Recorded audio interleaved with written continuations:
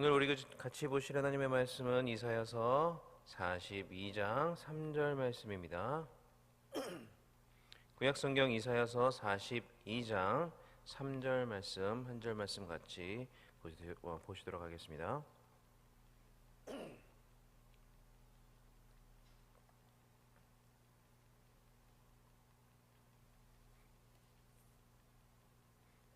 이사야 42장 3절 말씀 다 찾으신 줄로 알고 한 목소리로 같이 읽겠습니다. 상한 갈대를 꺾지 아니하며 꺼져가는 등불을 끄지 아니하고 진실로 정의를 시행할 것이며. 아멘.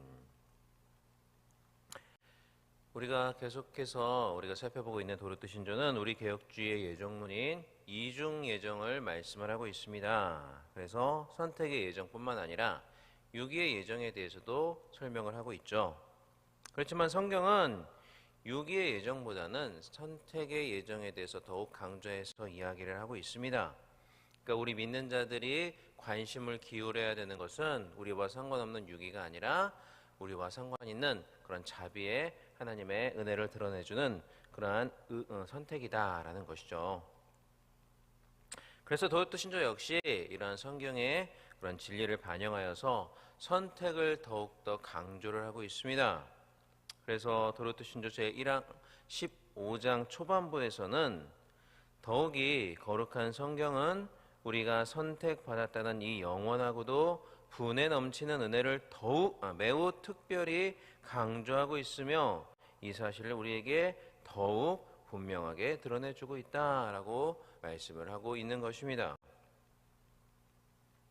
또한 하나님의 선택에 관해서는요, 제1장 1장에서부터 14장까지 14개의 장에서 설명을 하고 있는데 유기에 관해서는 15장과 16장 딱 2개의 장에서만 설명을 하고 있습니다. 물론 초반부인 1장에서 6장까지는 선택과 유기 동일하게 공유가 될 수 있는 그런 내용이라고는 볼 수도 있겠지만 그 초점은요, 확실하게 더욱더 선택에 맞춰져 있습니다. 그렇기 때문에 이제 내용에서나 분량에서나 성경은 그리고 도르트 신조는 유기보다는 선택에 관하여 확연하게 강조를 하고 있습니다. 그렇지만 유기의 예정도 분명한 하나님의 예정이기 때문에 도르트 신조는 이제 제1장 15장과 16장에서 유기에 관하여서도 설명을 해주고 있습니다. 선택의 작정만큼 그렇게 자세하게 또 이제 많은 분량을 할애해서 설명하고 있지는 않지만 유기가 무엇인지는 우리가 명확하게 알 수 있을 정도는 이제 분명하게 설명을 하고 있습니다.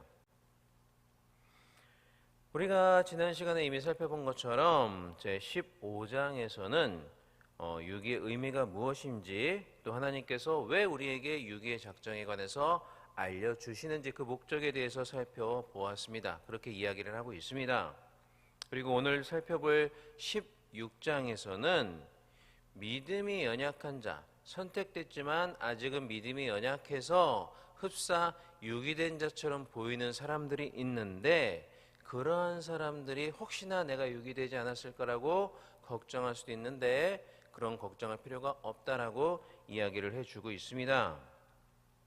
그러니까 도르트 신조는요, 유기가 무엇인지에 대해서 어떤 이론적인 설명만 하고 있는 것이 아니라 그것에 더해서 신자들이 신앙생활을 하면서 가질 수 있는 그러한 실질적인 의문들, 또 질문들, 또 걱정들, 그것들을 16장에서 이야기해 주면서 우리에게 위로를 전해주고 있는 것입니다.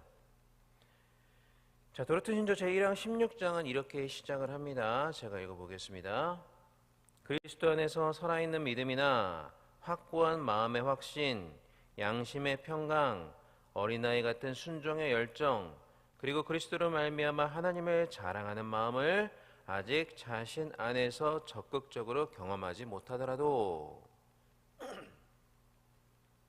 그러니까 어떤 사람들은 그리스도 안에서 살아있는 믿음이나 확고한 마음의 확신, 양심의 평강, 어린아이 같은 순종의 열정, 그리고 그리스도로 말미암아 하나님을 자랑하는 마음, 이러한 것들을 적극적으로 경험하지는 못하고 있다라고 이야기를 합니다. 방금 열거해드렸던 그러한 요소들은 무엇이냐면은 선택된 자들이 가지고 있는 그래서 나는 선택된 자구나라고 내가 스스로 확신하게 해줄 수 있는 그런 선택의 확증의 표지들인데요.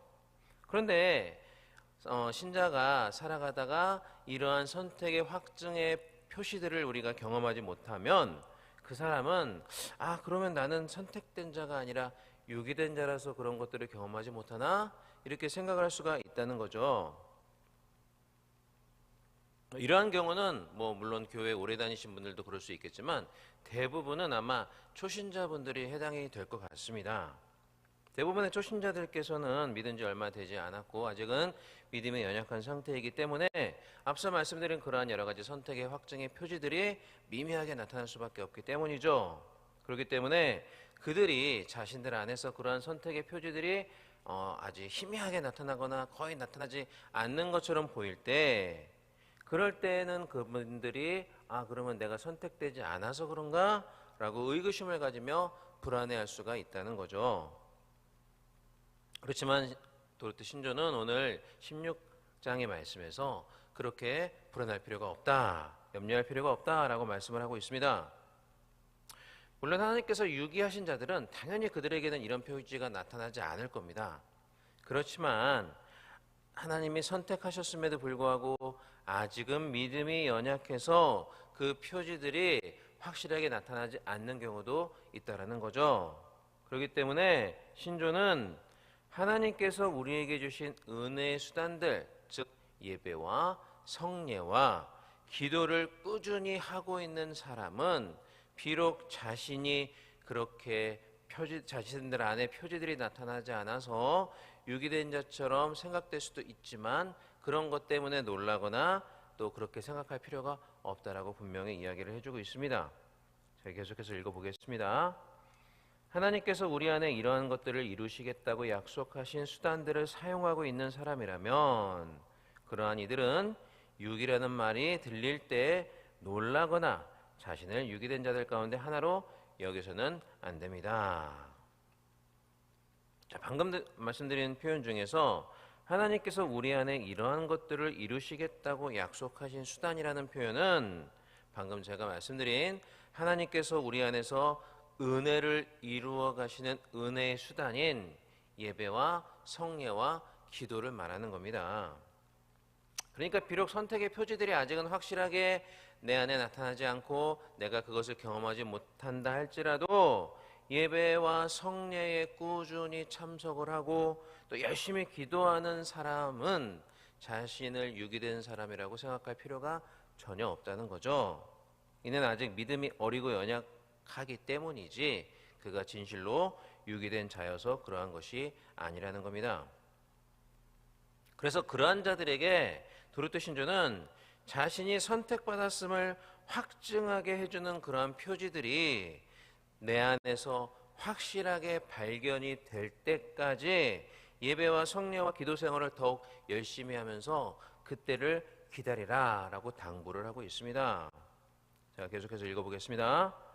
오히려 그들은 열심히 그 수단을 계속 활용하고 더욱 풍성한 은혜의 시기를 간절히 구하며 경외와 겸손 속에서 그때를 기다려야 합니다. 기다리면 된다는 거죠. 자연스럽게 그때가 온다라는 겁니다.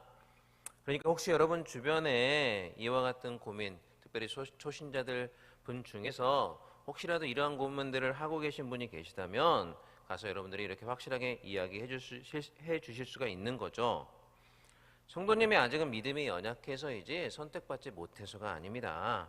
그러니까 더욱 열심히 신앙생활을 하셔서 꾸준히 그렇게 예배에도 참석하고 성례에도 참석하시고 열심히 기도생활 하시다 보면 그렇게 꾸준히 신앙생활 하시다 보면 자연스럽게 성도님의 마음에 내가 선택되었구나라는 확신을 할 수 있는 그런 표지들이 자연스럽게 나타나는 날이 오게 될 것입니다. 이렇게 말씀을 해 주시면 되는 겁니다. 자, 그런데요, 때로는 교회 오래 다녔음에도 초신자가 아니라 교회 오래 다녔는데도 믿음이 전혀 성장하지 않는 것처럼, 그래서 마치 유기된 자처럼 보이는 자들도 있을 수가 있습니다. 심지어 모태 신자이고 오랫동안 신앙생활을 했음에도 불구하고 온전히 하나님께 여전히 돌이키지 못하고 반쯤은 세상에 발을 걸쳐 놓은 것처럼 그렇게 어중간하게 신앙생활을 하는 사람이 있을 수 있어요. 분명히 우리 가운데 그런 사람들이 있다는 것을 우리가 확인을 할 수 있습니다. 그러한 자들은 신조는 또 이렇게 이야기를 합니다. 반면에 하나님께 진정으로 돌아서기를 원하고 오직 하나님께만 기쁨이 되기를 바라며 죽음의 몸에서 해방되기를 간절히 바라지만 아직은 경건과 믿음의 길에서 원하는 만큼 진보하지 못한 사람이라면, 바울 이후의 최대 신학자라고 불리는 초대교회의 어거스틴이 회심 이전에 바로 이러한 상태에 있었습니다.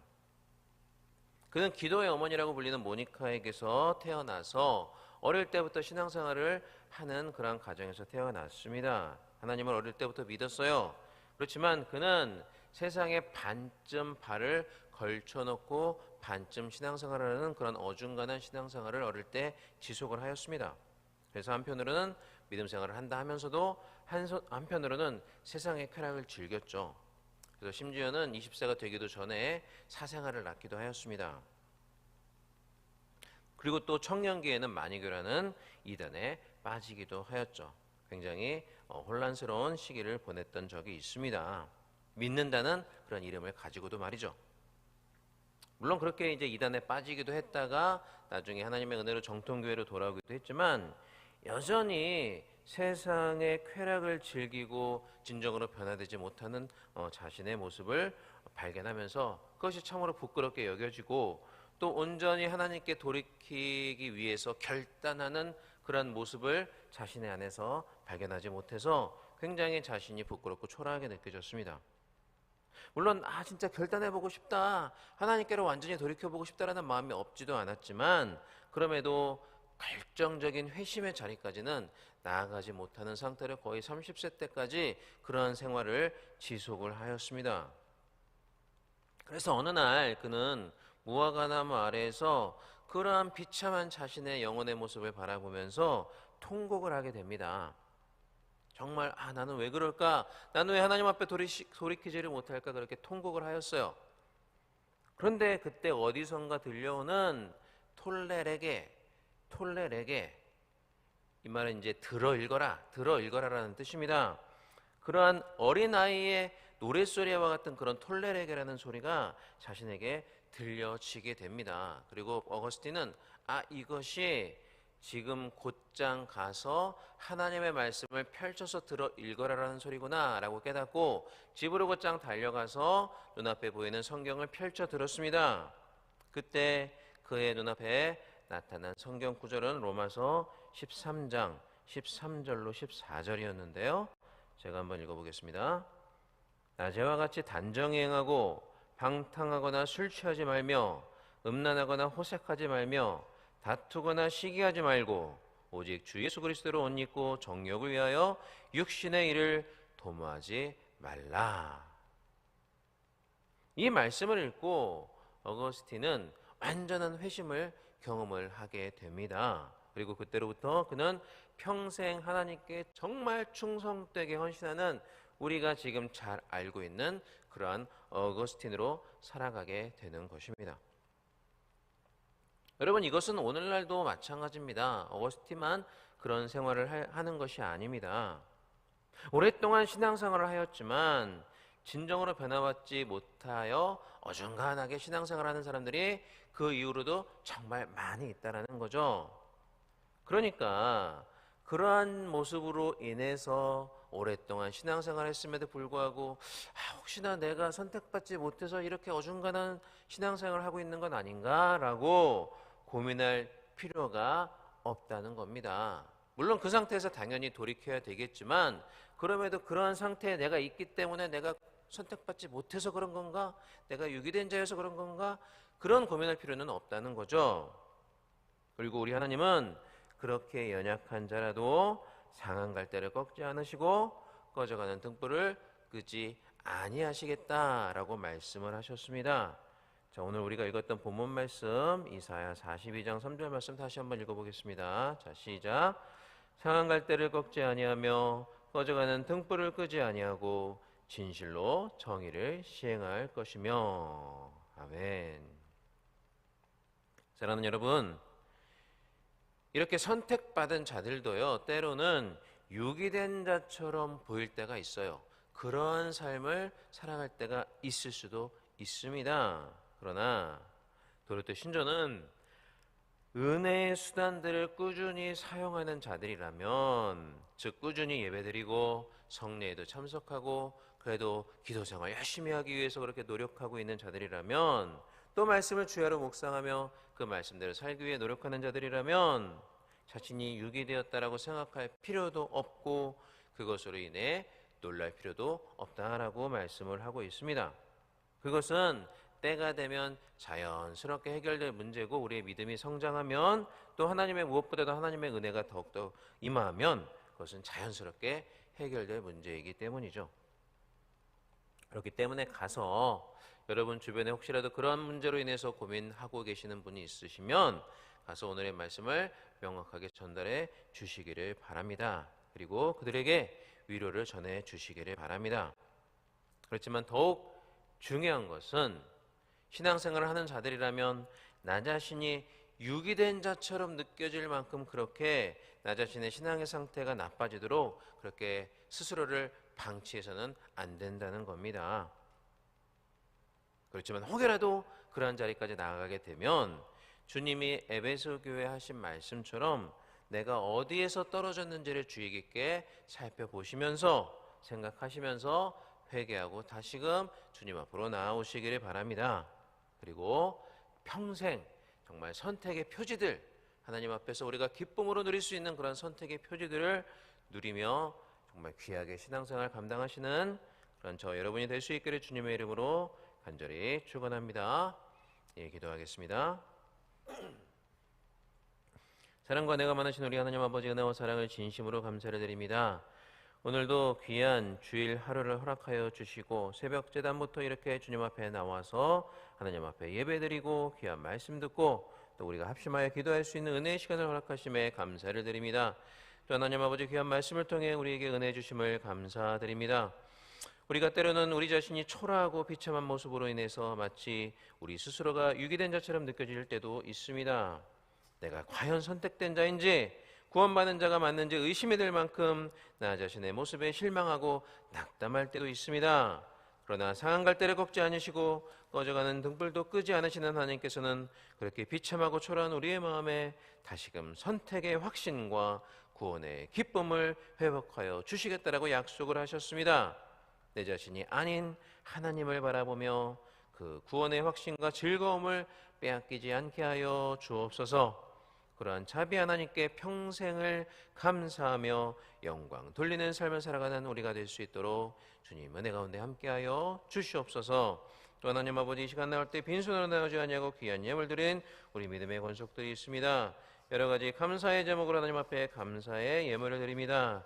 또한 정해진 순서에 따라 일천 번제의 헌금을 쌓습니다. 하나님, 귀한 예물들 주님께서 기뻐 받아주시고 이 예물 드린 귀한 손길들을 축복하여 주시되 천배만배 축복으로 갚아주시고 하늘 곳간을 열어 쌓을 것이 없도록 부어주시는 주님의 놀라운 축복을 맛보며 누리며 살아가는 귀한 삶이 될 수 있도록 아버지 함께하여 주옵소서. 무엇보다도 귀한 예물들이 쓰이는 곳마다 주님의 영광만이 온전히 드러나게 하여 주옵소서. 감사드리며 이 모든 말씀 우리 주 예수 그리스도의 이름으로 기도합나이다. 아멘. 하늘에 계신 우리 아버지여, 이름으로 기억임을 받으시오며 나라의 마옵시며 뜻이 하늘에서 이루어진 것 같이 땅에서도 이루어지이다. 오늘날 우리에게 이럴 양식을 주옵시고 우리가 우리에게 죄 지은 자를 사하여 준 것 같이 우리 죄를 사하여 주옵시고 우리를 시험에 들게 하지 마옵시고 다만 악에서 구하옵소서. 대개 나라와 권세와 영광이 아버지께 영원히 있사옵나이다. 아멘. 이 시간 우리 합심하여 기도하겠습니다. 먼저 우리 교회와 우리 담임 목사님을 위해서 기도해 주시기 바랍니다. 우리 담임 목사님 어제 퇴원을 하셨습니다. 통원 치료를 해야 될지 당분간 더 입원을 하셔야 될지 내일 또 이제 병원에 가셔서 알아보셔야 된다고 하는데 다시 입원하는 일 없이 모든 것들이 순적하게 잘 회복이 될 수 있도록 그래서 우리 담임 목사님을 위해서 기도해 주시기를 바랍니다. 또 아직은 완전히 회복되지 않은 다리를 또 이제 다리를 가지고 이제 강단에 쓰셔야 되는데 혹시나 오늘 강단에 서시는 일로 인해서 회복되어가는 그 발 뒤꿈치가 다시 덧난 일이 없을 수 있도록 특별히 위해서 기도해 주시고, 오늘 그렇게 말씀을 서시고 강단에 서서 말씀을 전하실 때 귀한 말씀 선포하실 수 있도록 위해서 기도해 주시기를 바랍니다. 각 처소에서 드려지는 모든 예배마다 하나님께 귀한 예배가 드려지고 신령과 진정의 예배가 드려질 수 있도록 위해서 기도해 주시고, 오늘 이 모든 예배에 참석하는 귀한 성도들이 은혜를 또 경험하고 돌아갈 수 있는 귀한 성도들 될 수 있도록 위해서 기도해 주시기를 바랍니다. 또 여러분들의 약속의 말씀과 5가지 기도 제목을 놓고 기도하시고, 오늘 우리에게 주신 말씀 붙잡고 간절히 기도하다 자유롭게 돌아가시겠습니다. 다 같이 기도하겠습니다. 사랑과 능감 하나신 우리 하나님 아버지, 은혜와 사랑을 진심으로 감사를 드립니다. 하나님 아버지, 이 시간 우리를 불러주시고 이렇게 새벽 재단에 싸우며 하나님 앞에 예배드리고 하나님께서 주시는 귀한 말씀 듣고 은혜를 누릴 수 있도록 은혜를 허락하심에 감사를 드립니다. 이 시간 우리가 합심하여 기도할 때 먼저 우리 교회와 또 우리 담임 목사님을 위해서 기도하기를 원합니다. 하나님, 우리 담임 목사님 표현할 수 있는 은혜를 허락하셔서 감사를 드립니다. 그러나 아직은 완치되지가 않으셔서 당분간 상태를 지켜보셔야 되는데 다시 입원하는 일 없이 모든 것들이 잘 나올 수 있도록 하나님께서 모든 과정을 순적하게 지켜주시기를 간절히 바라고 소원합니다. 그리고 그 아픈 다리를 이끄시고 이제 강단에도 오늘 서실 터인데 하나님, 강단에 서셔서 설교하시는 모든 순간순간마다 함께 해주시고 특별한 은혜로 지켜주시며 그 아픈 다리가 다시금 덧난 일이 없을 수 있도록 주님 특별한 은혜를 붙잡아 주시고 함께하여 주옵소서. 오늘 각 처소에 드리는 모든 예배마다 주님 함께해 주시되 신령과 진정의 예배가 드려질 수 있도록 주님 붙잡아 주시고, 성령의 강권적인 역사에 대해서 모든 예배에 참석하는 귀한 권속들마다 정말 어른에서부터 아이들에 이르기까지 주님의 귀한 은혜를 체험하고 하나님 앞에 영광 돌리며 오늘 하루 정말 예배자로서 살아가는 우리 귀한 세대된 성도들 될 수 있도록 주님 함께 하시고 은혜 가운데 이끌어 주시옵소서.